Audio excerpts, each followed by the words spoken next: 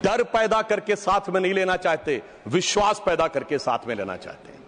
आज हमारे गृह मंत्री आदरणीय अमित शाह जी गुजरात का प्रतिनिधित्व करते हैं, प्रधानमंत्री जी उत्तर प्रदेश से प्रतिनिधित्व करते हैं। सभापति जी, यह संयोग भारत के इतिहास में 3 बार बना है। पहली बार जब सरदार पटेल गुजरात से थे और पंडित नेहरू उत्तर प्रदेश से थे तो स्वतंत्रता का काल था। दूसरी बार लाल कृष्ण आडवाणी जी गृह मंत्री थे और अटल बिहारी वाजपेयी जी उत्तर प्रदेश से थे, तब भारत ने 21वीं सदी में प्रवेश किया था। आज जब अमित शाह जी गुजरात से हैं और मोदी जी यूपी से हैं, तो भारत ने अमृत काल में प्रवेश किया है। अर्थात मैं कह सकता हूं, काल के कपाल पर, भारत के भाल पर कुछ तो नया होने वाला है और कुछ ना कुछ तो नया हुआ है, उसे आज समझने की जरूरत है। अब मैं बताना चाहता हूं कि गृह मंत्रालय ने इस दरमियान किस किस प्रकार से कार्य किए। मैं 3 प्रकार के कार्य बताना चाहता हूं। एक, वो कार्य जो पिछली सरकारें भी कर रही थी, वो हमने करके दिखाया। दूसरा, वो कार्य जो पिछली सरकारें कर ही नहीं सकती थी, सोच नहीं पाई, वो करके दिखाया। और तीसरे वो कार्य हैं जिसमें पिछली सरकारों ने एड़ी चोटी का जोर लगा दिया कि नहीं हो सकते, वो भी करके दिखाया। पहली श्रेणी में वो कार्य हैं, यानी मैं मानता हूं दूसरी सरकारों ने भी प्रयास किया होगा कि आतंकवाद की घटनाएं कम हो और अपराध की घटनाएं कम हो। तो मैं बताना चाहता हूं, आतंकवाद की जो कुल घटनाएं जून 2004 से 14 के बीच में 7214 थी, जो 14 से 2024 के बीच में 2240 है, 69% की कमी आई है। कुल मृत्यु जो नागरिकों की और सिक्योरिटी फोर्सेस की होती थी, उसमें 68% की कमी आई है। नागरिकों की जो मृत्यु होती थी उसमें 81% की कमी आई है। सिक्योरिटी कोर्सेस में जो फोर्सेस की जो मृत्यु होती थी उसमें 46% की कमी आई है।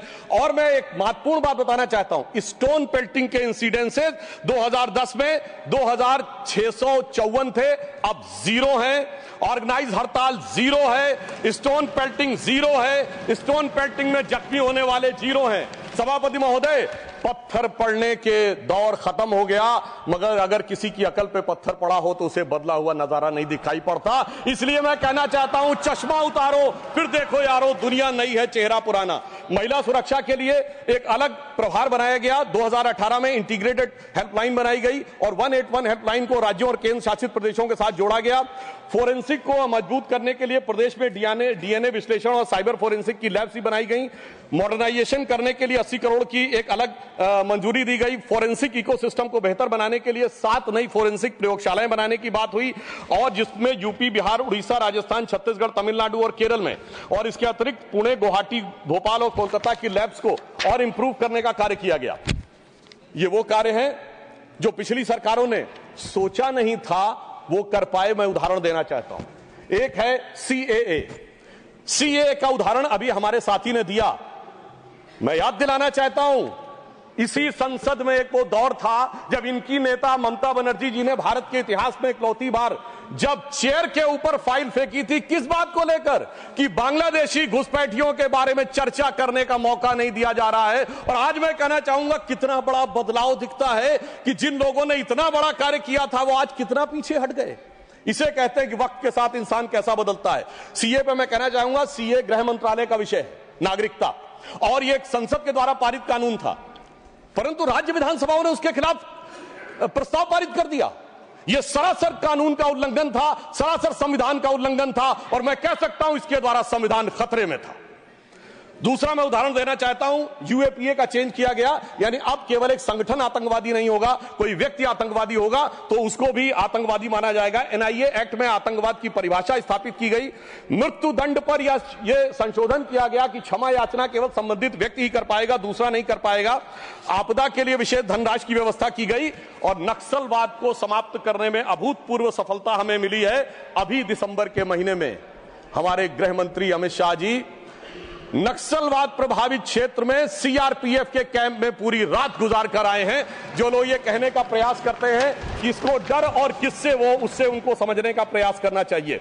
अब वो दौर चले गए सभापति महोदय। मुझे याद है 6 अप्रैल 2010 को दंतेवाड़ा में 76 सीआरपीएफ के जवान शहीद हो गए थे, और उसके बाद ऐसे समाचार आते थे कि देश के कुछ विश्वविद्यालयों में शहीद जवानों के प्रति नहीं, नक्सलवादियों के समर्थन में कार्यक्रम हो रहे थे। वो दौर अब समाप्त हो गया। अब तीसरी श्रेणी में बताना चाहता हूं, वो काम आते हैं, किए हैं गृह मंत्रालय ने, जो पिछली सरकारें कहती रही कि ये नहीं हो सकता, नहीं हो सकता, वो करके दिखाया। धारा 35A, धारा 370।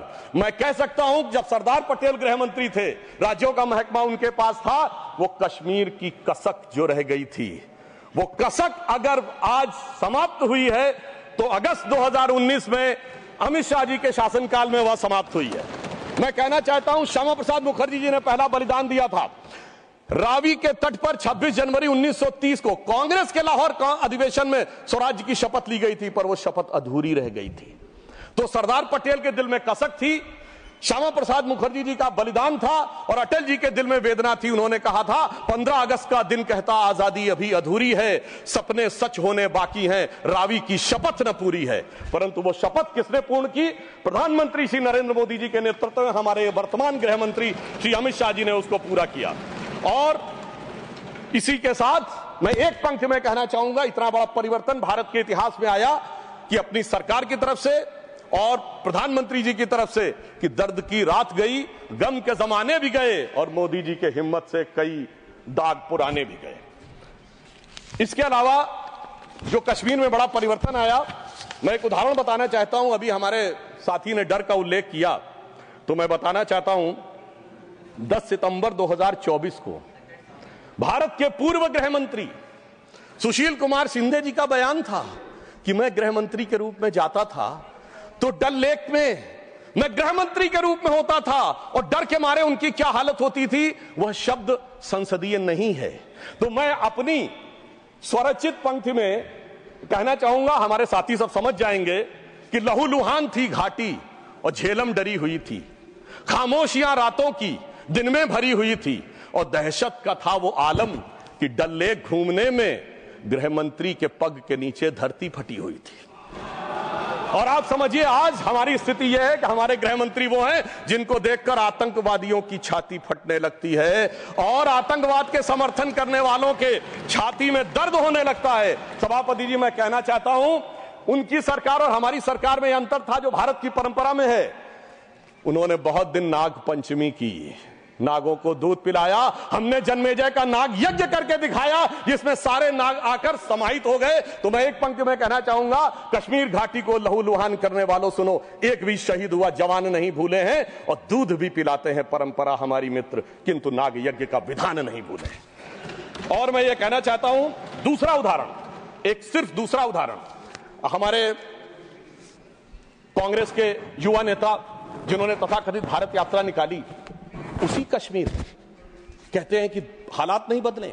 इस पूरे देश ने वो दृश्य देखा जब भैया और बहन दोनों सुरक्षित वातावरण में मधुर मनोभावों के साथ बर्फ के गोले के साथ खेलते नजर आ रहे थे। और ये वही कश्मीर था जहां उनके गृह मंत्री के पैर के नीचे धरती फटी जा रही थी। इतना बड़ा बदलाव भी दिखाई नहीं पड़ता। मैं पूछना चाहता हूं मेरे भाई कि अगर आप ये कहना चाहते हैं वही कश्मीर था जहां ऐसा इसके झंडे दिखाई पड़ते थे, जहां पाकिस्तान जिंदाबाद के नारे दिखाई पड़ते थे, वहां पर अगर आरजी और पीजी दोनों एक साथ सुरक्षित थे, एसजी भी खुश रही होंगी, मुझे लगता है जीजा जी को भी खुशी का एहसास होना चाहिए। मैंने किसी का नाम नहीं लिया है। और इसके लिए गृह मंत्री जी को साधुवाद देना चाहिए कि कश्मीर में इतना बड़ा बदलाव देखने को मिला है, कम से कम इतना तो करना चाहिए। और मैं अपने साथियों से कहना चाहूंगा जो उनके नेता बोलते हैं डरो मत, हकीकत का सामना करो कि कितना बदलाव आया है, इसको स्वीकार करो, डरो मत। डरने का काम देश के विरोधियों के लिए छोड़ दो हमारी सरकार में। इसके अलावा हमारी सरकार के समय में इंडियन पैनल कोड को भारतीय न्याय संहिता के रूप में जो बदलाव किया गया वो एक महत्वपूर्ण बात है। परंतु मैं सभापति महोदय यह भी बताना चाहूंगा कि जब भी किसी चीज की तुलना हो तो तुलनात्मक होनी चाहिए। जब हमारी सरकार आई और गृह मंत्रालय का दौर आया तो उस जमाने में क्या अंतर था सिक्योरिटी में और आज क्या बड़ा अंतर है। राष्ट्रीय सुरक्षा सबसे प्रमुख दायित्व है। जैसा कि हमारे साथी ने कहा, लॉ एंड ऑर्डर तो स्टेट का सब्जेक्ट है, पर राष्ट्रीय सुरक्षा गृह मंत्रालय की बात मैं पूछना चाहता हूं। हमारी सरकार आने से पहले दिल्ली में धमाके नहीं होते थे क्या? मुंबई में नहीं होते थे? चंडीगढ़, गुवाहाटी, लखनऊ, फैजाबाद, जयपुर, नागपुर, हैदराबाद, कौन सा ऐसा शहर का जहां धमाके नहीं होते थे? चलती ट्रेन में धमाके, चलते बस में धमाके, लोकल ट्रेन में धमाके, और लिखा रहता था बस अड्डे पे धमाका, रेलवे स्टेशन पे धमाका, लिखा रहता था छूना नहीं धमाका हो जाएगा। मगर इसके बावजूद आज वो केवल दक्षिण कश्मीर के 4 जिलों तक सीमित हो गया है। इसके बावजूद इतना बदला हुआ नजारा नजर नहीं आता है। यह दर्शाता है कि कितना पूर्वाग्रह की दृष्टि है। और यह भी मैं बताना चाहता हूं, इस सरकार, पिछली सरकार के शासनकाल में जांच के अंदर किस प्रकार का कार्य हुआ, मैं 2 चीजों का उदाहरण देना चाहता हूं। समझौता एक्सप्रेस केस दुनिया के इतिहास का इकलौता केस होगा कि पहले वहां सरकार जांच कर रही थी कि पाकिस्तान ने कराया, अचानक यू टर्न ले लिया और तथाकथित हिंदू आतंकवाद पे आ गए। किस आधार के ऊपर? आरोपी के रूप में असीमा आनंद जी का जेल में इंटरव्यू। मैं पूछना चाहता हूं, जेल में इंटरव्यू कैसे हुआ? बजाय इंटरव्यू लेने वाले पे कार्रवाई होने के, पुलिस के सामने दिया गया बयान एडमिसिबल नहीं होता है और इंटरव्यू के आधार के ऊपर चेंज कर दिया। जबकि डेविड कोलमैन हेडली की तीसरी पत्नी फौजिया का अमेरिका में दिया इंटरव्यू है जिसमें सीधे सीधे उसने कहा कि यह पाकिस्तान का इन्वॉल्वमेंट था। दूसरा उदाहरण देना चाहता हूं, इशरत जहां केस। यह दुनिया के इतिहास में इन्वेस्टिगेटिव एजेंसी में एक अद्भुत उदाहरण होगा कि पहले भारत की आईबी और सीबीआई दोनों कह रही थी कि इशरत जहां आतंकवादी है, फिर अचानक सीबीआई ने स्टैंड चेंज कर दिया और कहा वो आतंकवादी नहीं है। मगर सभापति महोदय, आईबी चीफ कहते रहे कि वो आतंकवादी है। यानी ऐसा विचित्र उदाहरण था कि एक ही सरकार की 2 एजेंसी एक दूसरे के खिलाफ बोल रही थी। और जब हमारी सरकार आई और वो हलफनामा बदलने का आधार पूछा गया तो सभापति महोदय फाइल गायब थी।